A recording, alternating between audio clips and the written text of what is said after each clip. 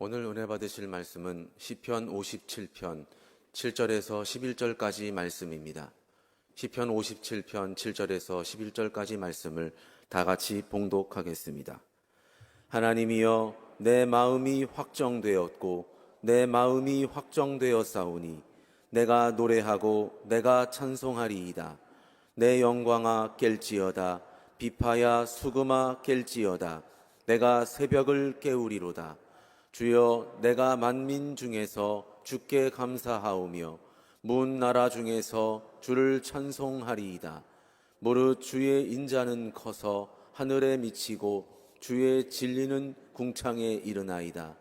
하나님이여, 주는 하늘 위에 높이 들리시며 주의 영광이 온 세계 위에 높아지기를 원하나이다. 아멘. 할렐루야. 우리 시온 찬양대 찬양의 큰 은혜를 받았습니다. 하나님께 영광의 박수 다시 한번 올려드립니다. 할렐루야. 말씀의 제목은 믿음을 확정하라입니다. 함께 따라 하시겠습니다. 믿음을 확정하라. 미국에서 한 여성이 할아버지와 손자가 마켓에서 쇼핑하는 장면을 보게 되었는데, 할아버지가 쇼핑하는 동안 손자가 버릇없는 행동을 그렇게 합니다. 사탕 판매대를 통과할 때 사탕 사달라고 소리치고, 과자 판매대에 지나가면 과자 사내려고 소리치고, 땡깡 부리는 애들은 미국이나 한국이나 할 것 없이 있는 것 같아요. 그런데 그렇게 막 땡깡 부리고 소리 지르고 막 뭘 사내라고 하는 그 손주에게 할아버지가 이렇게 말합니다. 진정해, 윌리엄. 그리 오래 걸리지 않을 거야. 진정해. 그렇게 얘기를 하는 거예요. 그 손자가 또 때를 부리자 할아버지는 또 그래도 화를 내지 않고, 윌리엄, 잠깐만 기다려. 이제 몇 분만 지나면 갈 거야. 힘내. 그렇게 얘기를 하고, 이제 카트에 있는 구입한 물건을 계산대에 올려놓고 계산하는데, 이제는 막 손주가 카트에 있는 거를 집어 던지면서 그냥 원하는 것을 구할 수 없다고 생각했는지 더 이제 버릇없는 행동을 한 거예요. 그런데도 그 할아버지가, 윌리엄, 진정해, 화내지 마. 5분만 있으면 집에 갈 거야. 멋지게 기다리자. 윌리엄. 그렇게 해서 그거를 다 계산을 하고 아이를 데리고 주차장까지 가서 차에 물건을 싣고 있는 것을 끝까지 지켜보던 그 여성이 너무 이제 감동을 받아가지고 그분한테 얘기를 하는 거예요. 할아버지, 제가 마켓에서 손주를 이렇게 달래는 거를 봤는데 어쩜 그럴 수가 있는지 모르겠습니다. 할아버지와 같은 분을 이렇게 할아버지로 둔 그 윌리엄은 참 복된 손주고 앞으로도 아주 잘 자랄 것 같습니다. 윌리엄은 정말 행운아예요. 이렇게 인사를 했어요. 그랬더니 그 할아버지가 얘기합니다. 고맙습니다. 근데 말이죠, 윌리엄은 제 손자 이름이 아닙니다. 얘는 케빈이고요, 윌리엄은 접니다. 그렇게 얘기를 하는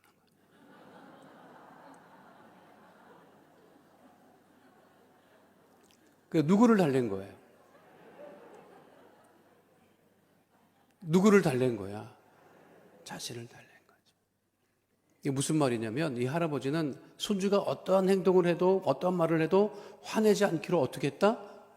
오늘 말씀대로 하면 확정했다는 거죠. 얘가 어떤 뭐를 해도 내가 화를 내지 않겠다, 짜증내지 않겠다고 이미 마음에 확정한 거지. 마음을 그렇게 먹은 거죠. 오늘 그 말씀하는 거예요. 하나님이여, 내 마음이 확정되었고. 무슨 마음이 확정됐다는 거예요? 내 믿음이 확정됐다. 내 믿음을 확정했다는 거죠. 그러니까 어떤 믿음이냐? 그러니까 감사의 믿음을 확정하면 우리가 어떠한 일이 있어도 원망하고 불평할 일이 없다는 거죠. 근데 문제는 내가 믿음을 확정하지 않았기 때문에, 감사의 믿음을 확정하지 않았기 때문에 일어나는 일들에 대해서 원망하고 불평하는 거예요. 감사하지 못하는 거예요. 자, 무엇을, 어떤 믿음을 확정하기를 원하십니까? 어떠한 일이 있어도 감사하기를 확정하는 믿음의 자녀 되시기를 축원드립니다. 자, 그러면 믿음을 확정하면 어떻게 되느냐? 따라했습니다. 믿음을 확정하면 은혜가 임합니다.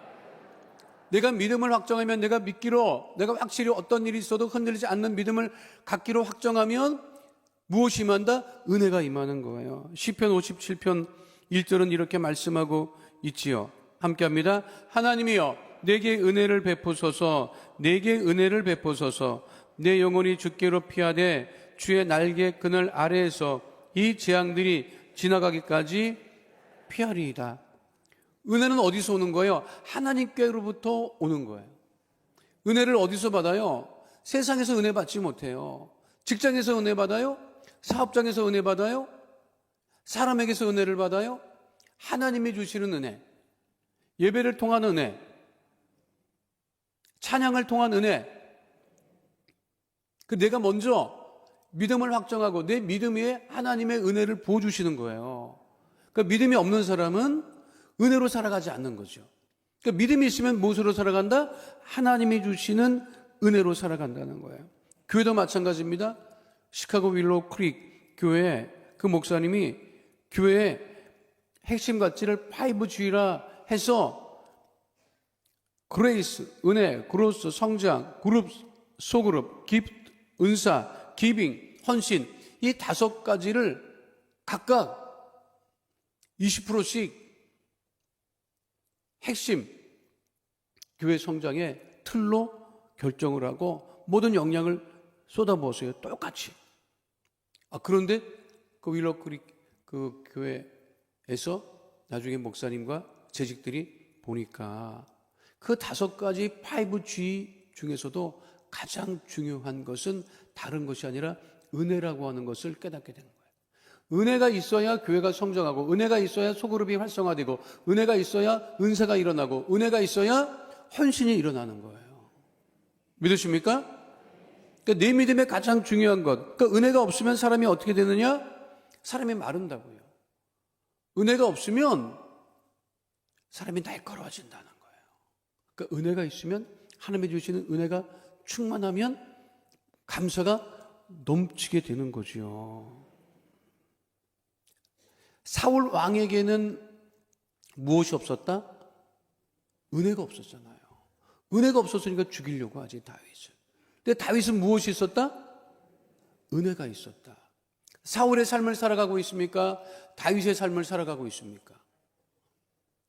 사울의 삶을 살아야 돼요? 다윗의 삶을 살아야 돼요? 이렇게 대답은 하는데 사람들은 다 어떻게 생각하느냐 하면, 남들은 다 다윗처럼 살아라 인간들아, 나는 사울처럼 살겠다. 그런다니까요. 다른 사람이 다 사울처럼 살아도 나는 다윗처럼 살겠다, 은혜로 살겠다고 해야 되는데, 너희들은 다 다윗처럼 살아야지, 은혜로 살아야지. 근데 정작 자신은 은혜로 살지 않고 사울처럼 살려고 하면 안 된다는 거죠. 그래서 성경은 분명하게 말씀하고 있어요. 더 큰 은혜를 사모하라. 야고보서 4장 6절 말씀 함께합니다. 그러나 더욱 큰 은혜를 주시나니 그러므로 일러스되 하나님이 교만한 자를 물리치시고 겸손한 자에게 은혜를 주신다 하였느니라. 그 믿음에 확정하는 것이 그렇게 중요합니다. 한 20년을 무명으로 활동하다가 요즘에 막 활동을 많이 하는 영화 배우 중에 진선규라고 하는 배우가 있어요. 지금 많이 보이죠? 많이 봐요? 여러분들이 보겠어? 영화도 안 보고 음악도 안 듣고 아무것도 안 하잖아. 오직 예배만 드리잖아. 아무것도 몰라 내가 보니까. 20년을 무명이었어요. 말이 20년이지 결혼도 했다고. 부모 속 썩은 것은 말도 못하고, 가족들 고생한 것은 말도 못해요. 근데 어떤 영화를 계기로 해서 나무 조연상을 수상하게 됐어요. 근데 이 사람이, 이거는 모르는 분이 많은데 예술을 굉장히 잘 믿어요. 이 진성규라고 하는 배우가 어느 정도로 예술을 잘 믿느냐. 그 해에 나무 조연상을 수상을 하고 밤새도록 파티를 했을 거 아니야. 시상식도 늦게 끝났지만 얼마나 좋은 일이에요. 그러니까 밤늦게 인사하고 뭐 파티하고 그랬잖아요. 20년 만에 나무 조연상을 수상하고 밤새도록 파티하고 새벽에 어디를 갔느냐? 출석하는 교회 새벽 예배를 나갑니다. 이러기는 정말 쉽지 않아요. 그 정도로 예수를 잘 믿어요. 그런데 그 20년 만에 자기 남편이 수상을 했는데 그 시상식에서 축하해주는 부인이 남편을 끌어안고 귀에다 대고 이렇게 얘기를 합니다. 이제부터 정신 차려. 겸손해야 돼. 잘해야 되고. 그러니까 이 사람은 유명해졌어도 늘 겸손함을 잃지 않고 믿음을 잃지 않고 그 믿음의 확정함이 분명한 사람이라는 거예요. 그러니까 영화 관계자들이 그를 찾는 거죠. 은혜 있는 사람을 하나님께서 찾고 은혜 있는 사람들을 사람들이 기뻐합니다. 믿으십니까? 그러니까 어떤 믿음이냐? 늘 감사와 겸손의 믿음을 확정하는 주의 자녀 되시기를 축원드립니다. 두 번째는요, 믿음을 확정하면 억울함이 사라집니다. 따르겠습니다. 믿음을 확정하면 억울함이 사라집니다. 한국 귀신들의 특징이 뭐라 그랬어요? 한국 귀신들의 특징이 있다고. 억울해. 한국 귀신은 다 억울합니다. 처녀 귀신은 시집 못 가서 억울하고, 몽당 귀신은 장가 못 가서 억울하고, 전설의 고향에 나타나는 모든 귀신들은요, 배고파서 억울하게 누명을 쓴, 다 한국 귀신의 특징은 다 배고파서 억울하고, 가난해서 억울하고, 얻어맞아서 억울하고, 다 억울한 귀신밖에 없어. 그러니까 이거는요, 우리 대한민국 사람들 심리 밑바닥에는 뭐가 있냐면 억울함이 깔려있어요, 억울함이. 억울해. 내 인생이 억울해. 벌면 뭐해? 돈 있으면 뭐해요? 청춘은 보상받지 못하는데. 그러니까 형제가 많으면 형제 다 억울해. 형제가 많은 집은요, 각자 이렇게 만나보면 다 억울하게 살았더라고. 첫째는 첫째대로 억울하고, 둘째는 둘째대로 억울하고, 막내는 막내대로 억울하고. 다 억울하지. 강중만 교수의 평온의 기술이라고 하는 책에 이런 글이 실려 있습니다. 파란만장한 근현대사를 겪은 한국엔 물질적으로는 상위 1%에 들어가는 부유층이면서도 과거 굶주렸거나 고통스러웠던 경험에 매몰된 나머지 정신적으로는 하위 1%에 속하는 극빈층에 속하는 사람이 의외로 많다. 그들은 가질 만큼 가졌으면서도 여전히 가난의 불안과 공포에 떨면서 더 갖기 위해 수단과 방법을 가리지 않는다. 맞는 말입니다. 그 유명한 빠뿅이라고 하는 영화가 있어요. 이 빠뿅이라고 하는 영화를 아는 사람은 굉장히 나이가 오래된 사람들이야. 그 유명한 스티븐 맥킨과 더스틴 호프만이 주연했던 영화사의 길이 남을 명작으로 남아있죠. 지금 봐도 영화를 정말 잘 만들었어요. 그런데 주인공 빠삐용이 악마의 섬에서 탈출할 때 동료였던 드가가 이렇게 얘기를 합니다.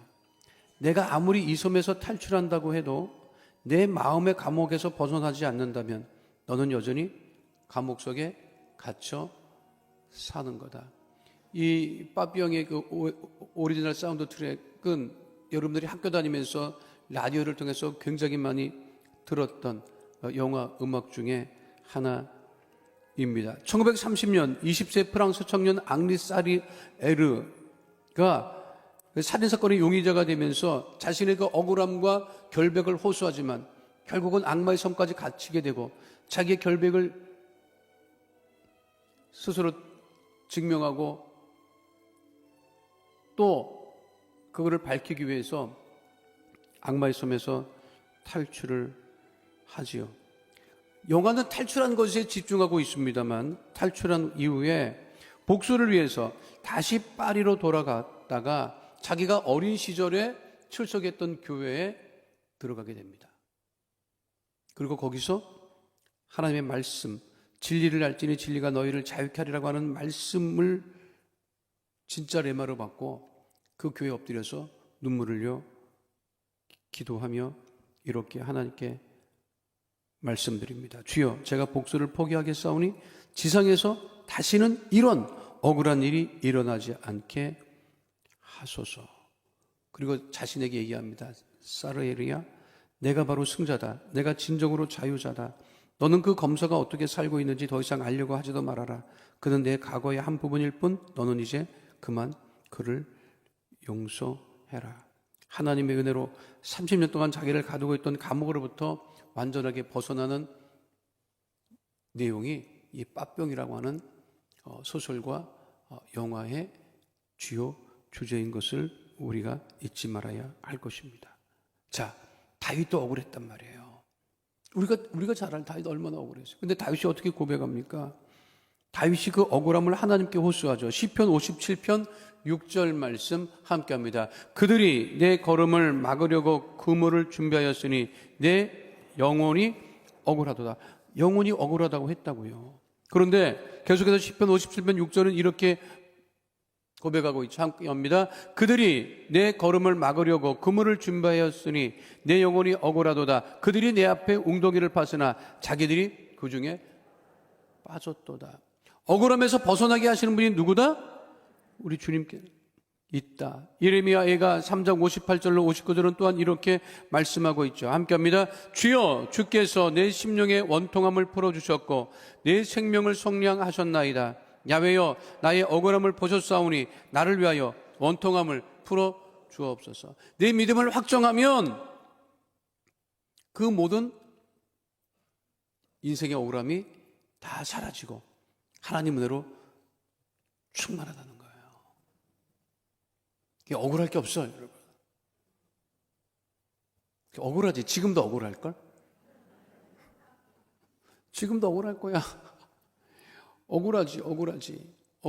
진짜 새벽 예배 나와야 될 인간들은 안 나오고 여러분 집안의 대표로 여러분이 나와서 예배 드리고 있는 것에 대한 벌기는 내가 버는데 이 쓰는 인간들이 이거다 어떡하나 막. 하나님께서 우리의 믿음을 확정하면 내 안에 모든 억울함을 다 사라지게 하시고 내 안에 주님이 주신 대로 충만하게 하십니다.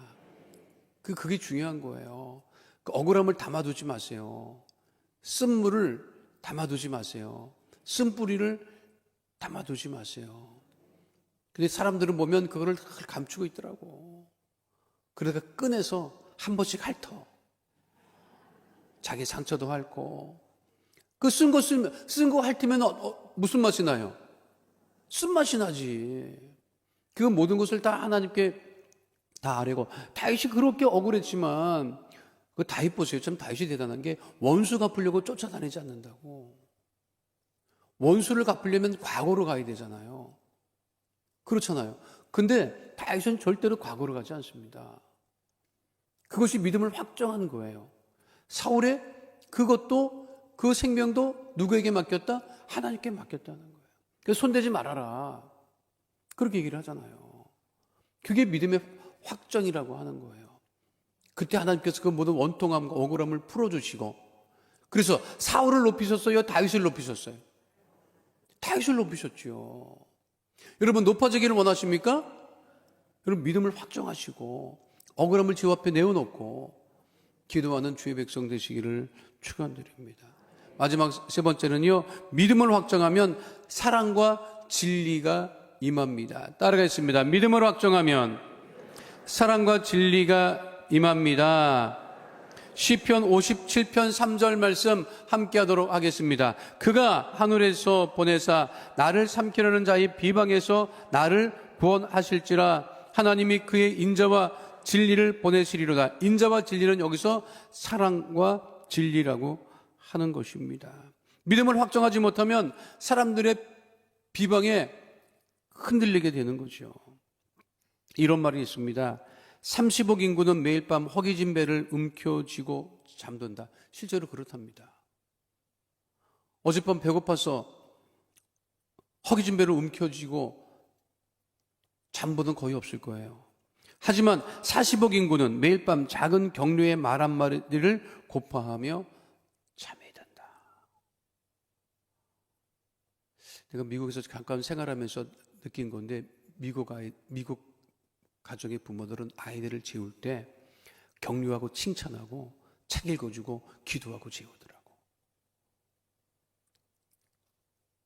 우리 자랄 때 자식이 많으면 소리 지르고 안 잘 거냐고, 이불 밖으로 나오면 죽을 줄 알라고.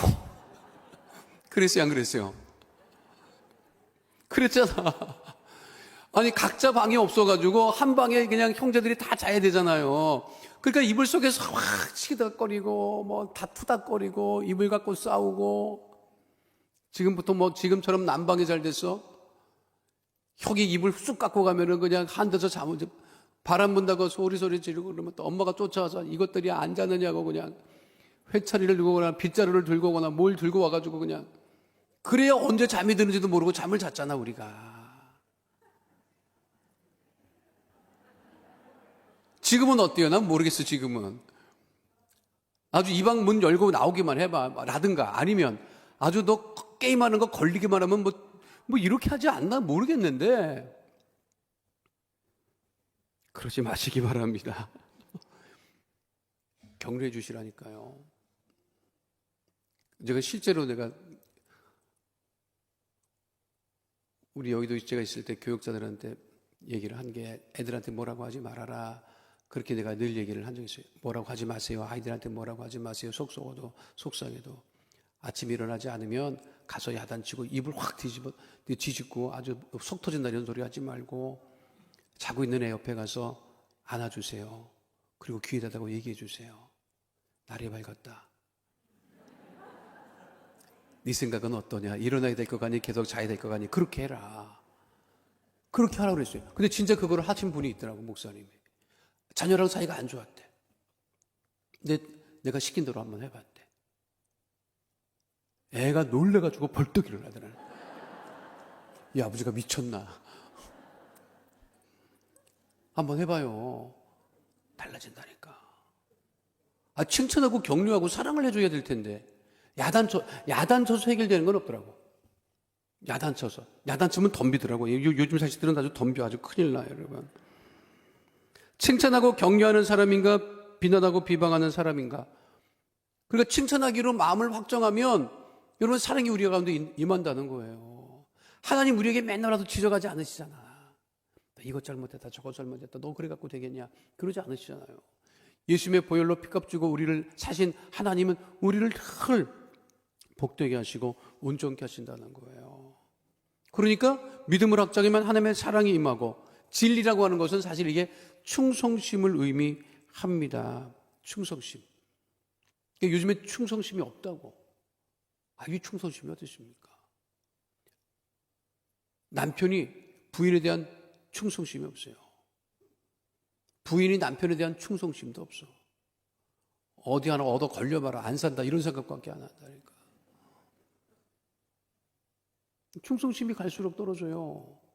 그러니까 이게 어떤 문제가 있느냐면, 하나님을 향한 충성심도 떨어지는 거지. 지금 하나님을 향한 충성심도 떨어지지.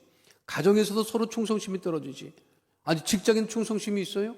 사업장에 충성심이 있어요?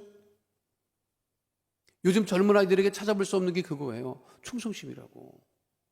필요하면 필요한 대로 얻어는 가는데 거기에 대한 그게 없어요. 로열티라고 얘기를 하는데, 충성심을 우리가 믿음을 확정하면 어떠한 환경 속에도 감수하게 되고, 어떠한 환경 속에도 하나님을 향한 사랑이 변치 않는다. 믿음을 확정하면 교회의 사랑도 변치 않고, 교구에 대한 사랑도 변치 않고, 사람에 대한 사랑도 변치 않고, 그게 하나로 뭉쳐서 하나님이 기뻐하시는 복된 은혜의 삶을 살아가게 되는 것을 잊지 마시기를 축원드립니다. 자, 2주일 동안 우리가 함께 새벽 예배를 드리고 함께 기도했습니다. 우리들의 자녀들이 형통하게 될 거예요. 복 있게 될 거예요. 하나님께 영광을 돌리는 자녀들이 다 될 것이고, 부모와 가정에는 큰 기쁨이 되는 자녀가 될 것이고, 하나님께서 그 자녀들의 길을 시온의 대로의 형통함으로 인도하실 것입니다. 우리가 오늘 결심해야 될 것, 2주일 동안 예배를 드리고 오늘 우리가 결심해야 될 것, 감사의 믿음을 확정하자는 거예요. 그러면 어떠한 어려운 환경이 놓여져 있어도 내 감사의 믿음을 확정했을 때 하나님께 주시는 은혜로 충만하게 되고 사랑으로 충만하게 되고 내 안에 쓴물과 쓴뿌리가 다 사라지고 복된 축복의 삶을 살아감을 잊지 않는 주의 백성 다 되시기를 축원드립니다. 걸어가신 아버지 하나님, 우리의 믿음을 감사의 믿음으로 확정하며 살아가게 하여 주시옵소서. 감사의 믿음을 확정함으로 주의 주신 은혜가 충만하게 하여 주시옵시고 내 안에 인생의 쓴물이 다 사라지게 하여 주시옵시고 하나님의 사랑과 진리가 충만한 복 있는 축복의 삶, 은혜의 삶 살아가게 하여 주시옵소서. 우리로 하여금 감사의 믿음을 확정하게 하심을 감사드리며 예수 이름으로 기도하옵나이다. 아멘. 하늘에 계신 우리 아버지여, 이름이 거룩히 여김을 받으시오며 나라가 임하시오며 뜻이 하늘에서 이루어진 것 같이 땅에서도 이루어지이다. 오늘 우리에게 일용할 양식을 주시옵고 우리가 우리에게 죄 지은 데를 사하여 준 것 같이 우리 죄를 사하여 주시옵고 우리를 시험에 들게 하지 마시옵고 다만 악에서 구하시옵소서. 나라와 권세와 영광이 아버지께 영원히 있사옵나이다. 아멘.